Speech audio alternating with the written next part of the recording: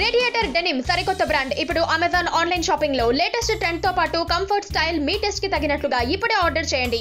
కేవలం 699 799 మాత్రమే. రాష్ట్రపతిగా ఎన్నికైన రామ్నాథ్ కోవింద్ గురించి అంతకుముందు ఎవరికీ తెలియదు. బీహార్ గవర్నర్ కావడంతో ఉత్తరాదిలో కొన్ని ప్రాంతాల్లో మాత్రమే ఆయన గురించి తెలుసు. అయితే ఎయిర్ ఇండియాలో ఎయిర్ హోస్టెస్ గా పనిచేస్తున్న స్వాతి తన తండ్రి అత్యున్నత పదవిలో ఉన్నారన్న విషయం ఎవరికీ చెప్పుకోలేదు. ఓ సాధారణ ఉద్యోగిగానే వ్యవహరించారు.